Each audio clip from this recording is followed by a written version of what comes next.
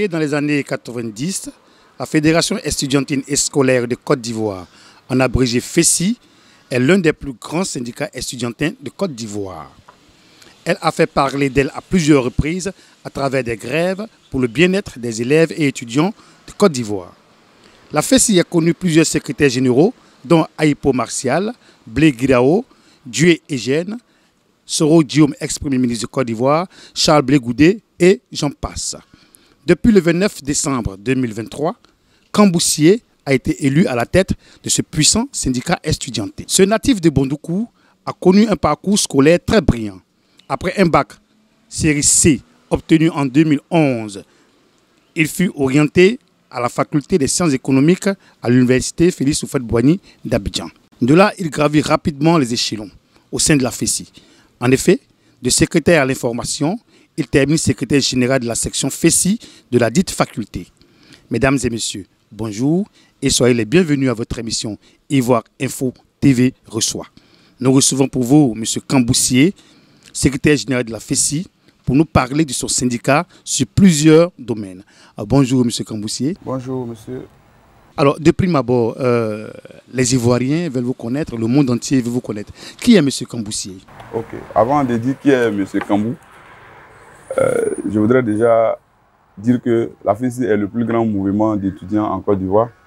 Et par la suite, vous dire aussi que j'ai eu le bac série C en 2010 et non en 2011 au lycée moderne des Grands Laos. Et je n'ai pas commencé par secrétaire à l'information, j'ai commencé par secrétaire à l'environnement adjoint sous le général Assis Fusion Assis AFA en sciences éco.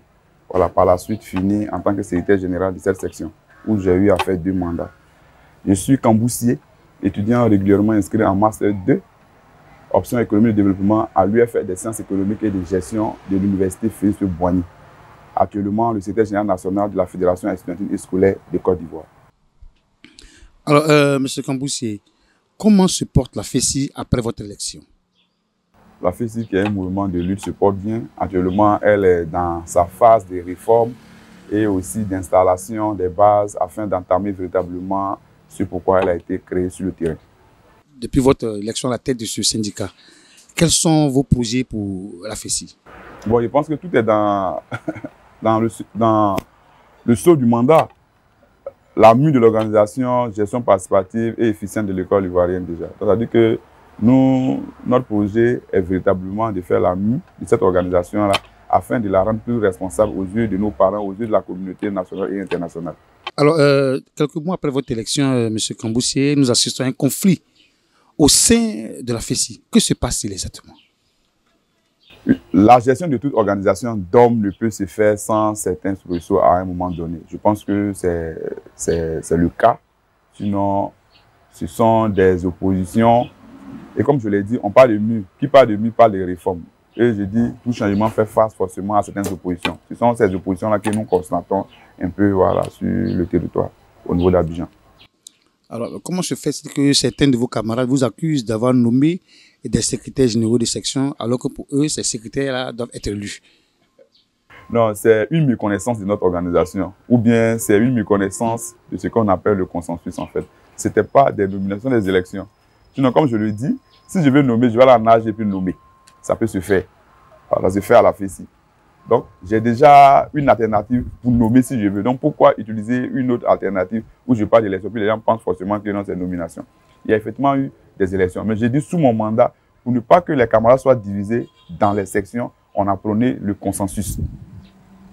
Voilà. J'ai été candidat à 3 reprises en sciences éco. Je sais combien de fois ces élections-là ont eu des effets néfastes sur la section, où il fallait prendre un long moment pour recoller les différentes pièces. Ensuite, se concentrer sur la mission qui est de défendre les intérêts des étudiants de cette UFR à un moment donné. Donc, quand j'arrive à la tête de l'organisation, pour ne pas que ça se répète un peu partout, je dis non, il faut qu'en amont, les différents velléitaires ou bien les différents candidats se parlent pour dégager le leader. Il dit dans un mouvement de gauche, dans un mouvement de marche, le leader se dégage naturellement. Entre les différents velléitaires, les différents candidats, quand ils se parlent, ils savent déjà qui peut être devant pour pouvoir continuer la mission. C'est ce que nous, on a fait. Les gens ont interprété ça un peu mal. Mais je voudrais vous dire que ce n'est pas une première dans l'histoire de la FESI. Il n'y a pas eu de crise. C'est un prétexte que les gens veulent utiliser pour faire passer ce qu'ils voulaient faire, pour faire passer ce qu'ils préparaient depuis longtemps. Qui préparait quoi en ce moment? Mais vous les voyez sur le terrain déjà. Vous voyez déjà sur le terrain, ceux aujourd'hui qui contestent, mais regardez qui sont ceux-là. À chaque moment, quand j'ai pris la tête de l'organisation, j'ai toujours demandé aux journalistes d'être toujours là et de mener beaucoup les investigations. Et je pense que c'est ce qui va vraiment rendre la société ivoirienne beaucoup plus directe, quoi. Mais de façon nominative, puisque vous les connaissez, est-ce que vous pouvez nous dire qui est à la base de tout ce qui se passe aujourd'hui? Bon, ce que je peux dire, c'est la méconnaissance de notre organisation. C'est ce que je peux nommer. Oui, parce que là, nous sommes là pour éclairer l'opinion nationale et internationale. La FESI est un grand syndicat, vous l'avez rectifié vous-même, c'est le plus grand syndicat estudiantin. Et quand ce syndicat est miné par une crise, ça touche un peu l'école ivoirienne. C'est pourquoi nous voulons aujourd'hui que vous éclairez la lanterne de tout le monde. Il n'y a pas de crise. Il n'y a pas de crise. Ouais, les réseaux sociaux aujourd'hui font amplifier les choses. Il n'y a pas de crise. Vous pouvez passer dans toutes les grandes sections de la FESI, vous verrez qu'il n'y a pas de crise. Il y a certaines incompréhensions dans certains lieux. Et il y a certains, à cause des réformes, ceux que ces réformes-là touchent, voilà, qui expriment leur mécontentement, mais on ne va pas gérer l'organisation en fonction de leurs humeurs. Il n'y a pas de crise. Est-ce que ce sont ces incompréhensions qui vous amènent souvent de fois à faire venir des loupas dans les cités pour essayer d'expulser ou agresser ceux qui sont contre vos propos? Mais agresser qui? Vous êtes journaliste. Je pense que vous êtes déjà dans une résidence universitaire. Vous avez tous les moyens à votre possession pour mener des investigations pour voir les loupas. Mais c'est notre combat. Éloigner l'organisation des loupas. Donc on ne peut pas dire une chose et faire son contraire. Quand on parle de l'AMU, quand je demande à ce que les sections soient gérées par des étudiants qui sont inscrits, qu'au niveau des lycées, pour que ce soit des élèves qui sont inscrits, mais on ne peut pas dire ça et puis ramener encore les loupas dans... C'est pourquoi faire. Vous pouvez mener vos investigations. Alors, depuis votre arrivée à la tête de la FESI, quel est le changement que vous avez apporté? Parce que hors micro, tout à l'heure, vous avez causé avec certains camarades. Quel est le changement que vous avez apporté? Qu'est-ce qui se passe dans les résidences universitaires? Bon, aujourd'hui, nous combattons les ventes illicites de chambres. Vous voyez que le siège est en reconstruction. On a eu la question du KDS où on a défendu les étudiants qui ont été grigés. Même si jusqu'à actuellement, le problème n'est pas entièrement résolu. Il y a la question de Chat Hélène à Yopougon où, par notre lutte, les élèves qui se sont retrouvés dans la rue ont pu être relogés dans d'autres écoles. Voilà, c'est ce que nous faisons actuellement. Et puis, il y a également la question de la lutte contre la drogue dans les résidences universitaires, dans les milieux universitaires du Côte d'Ivoire. Alors, il y a deux propos qui attirent véritablement mon attention. La lutte contre la drogue et puis les ventes illicites de chambres. Alors, qu'est-ce que vous faites exactement pour lutter contre ça? Bon, la question des ventes illicites de chambres, c'est une mesure, comme je peux le dire, politique. C'est de combattre ça dans nos rangs. Et c'est ce que nous faisons. Ça, c'est quelque chose qui est déjà fait. C'est de dire, sensibiliser les uns et les autres et puis prendre des mesures où on suivait les uns et les autres pour ne pas que ça puisse se produire. À la suite de ça, il y a la question comment on appelle ça, de la lutte contre la drogue, c'est la sensibilisation. Voilà, on sensibilise les uns et les autres à ne pas s'adonner à ces pratiques-là dans les milieux universitaires parce qu'il faudrait faire de l'école un milieu sain. Voilà, on est un corps sain dans un milieu sain ne peut que évoluer de façon efficiente. Au-delà de ça, j'avais même oublié la ponction sur la bourse aussi, voilà, où on a pris certaines mesures pour mettre fin à ça. Alors, de façon ramassée, si nous voulons bien comprendre, est-ce que ce ne sont pas peut-être ces mesures nouvelles que vous apportez pour un changement au niveau de la FESI qui apporte des grincements dedans? Bon, moi, c'est comme on m'a appris en économie, on dit tout changement de paradigme fait face à des oppositions. Peut-être que ce sont ces changements-là. Voilà. Mais de toute façon, nous, quand on avait décidé de faire ces réformes, on s'attendait à certaines oppositions.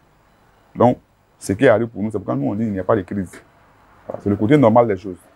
Vos dévanciers, les anciens de la FESI qui ont créé une union, quels sont vos rapports? Est-ce que cette union est informée de ce qui se passe au niveau de la FESI? Quels sont vos rapports? Je suis en contact permanent avec les anciens secrétaires généraux et puis avec certains anciens.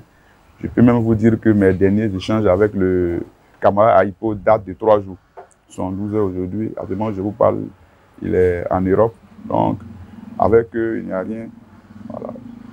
Quand on se voit, c'est dernier au plus jeune, à l'actuel qui est là, les conseils qu'ils peuvent donner pour que l'organisation puisse véritablement se concentrer sur ce pourquoi elle a été créée. Ce sont ces conseils-là que je reçois d'eux. Voilà. Donc, ça va. C'est très bien. Alors, les élections au niveau de la FESI, au niveau des secrétaires généraux, c'est pratiquement 2 ans, n'est-ce pas? Le mandat, c'est 2 ans. Alors, le vôtre court jusqu'en 2025. une année électorale en Côte d'Ivoire. En 2025, il y aura bien sûr l'élection du président de la République. Alors, quelle sera la contribution de la FESI pour une élection apaisée en Côte d'Ivoire? Bon, mais je pense que déjà, on a commencé, nous autres, quand on sensibilise les élèves et étudiants de Côte d'Ivoire à être responsables, c'est aussi d'être responsable face à toutes ces élections-là. Et puis, en ce qui concerne les élèves et étudiants, je pense que c'est un peu trop tôt. Même si vous partez au niveau des partis politiques, vous diront que c'est un peu trop tôt. Nous sommes arrivés, on est en train d'installer nos bases. On n'a pas encore fini d'installer les bases. Les problèmes des élèves étudiants, on est concentré sur ça, il faut les recenser et puis chercher à trouver des solutions sur ça. Oui, c'est le plus important pour nous actuellement. Et on s'est dit, si les réformes que nous sommes en train de faire aujourd'hui passent, mais les étudiants seront responsables. Et quand les étudiants sont responsables, ils ne pourront que faire un choix rationnel. C'est notre objectif, quoi. Permettre aux élèves étudiants de Côte d'Ivoire de faire des choix rationnels à chaque élection. C'est bien compris. Alors, votre prédécesseur a pu quand même faire régner la paix dans le monde scolaire et estudiantin. Alors, qu'est-ce que vous comptez faire? Nous sommes dans la continuité. Moi, je ne faisais pas de ces lieutenants. J'étais secrétaire général de section sous son mandat, sous ses 2 mandats. Donc, voilà. C'est ensemble que nous l'avons fait. Et nous sommes dans la continuité. Vous savez, la paix dans une pièce où il y a 2 personnes, la paix ne dépend pas d'une seule personne. Hein. Ça dépend de chacun. Les 2 personnes dans la pièce. Et de chacune des 2 personnes dans la pièce. Vous comprenez un peu? Donc, nous travaillons pour que les autres puissent nous comprendre. Et si les gens nous comprennent de façon véritable sur le terrain, bon, la paix ne serait qu'une conséquence. Nous travaillons. S'il y a des problèmes dans les lycées et collèges, dans les universités de Côte d'Ivoire, et qu'il n'y a pas de solution, comprenez qu'il n'y aura pas la paix. Mais s'il y a des solutions, il y aura la paix. Alors, selon vous, la crise des machettes, les violences qu'on a connues à l'époque avec la FESI, selon vous, sous votre mandat, cela risque de ne pas arriver ou bien c'est... Personne ne peut prendre la tête d'une organisation comme la FESI et avoir pour ambition d'aboutir à une crise des machettes. Vous comprenez? Il y a des choses qui arrivent de façon inopportune dans la vie des organisations d'hommes. Et je me dis que cette affaire de crise des machettes qui est arrivée à un moment donné de la vie de notre organisation, c'était une erreur. Et que ce soit nos anciens, que ce soit nous, que ce soit ceux qui vont venir après nous, personne ne voudra que ça se répète. Et nous allons travailler pour ne pas que ça se répète. Alors, secrétaire général, c'est ça, hein, secrétaire général Kamboussié, nous sommes pratiquement au terme de notre entretien. Quel est votre mot de fin? Mon mot de fin, c'est de dire merci à Ivoire Info TV pour déjà cette occasion que vous nous donnez afin que nous puissions quand même donner notre vision, notre position sur beaucoup de choses qui touchent l'école ivoirienne.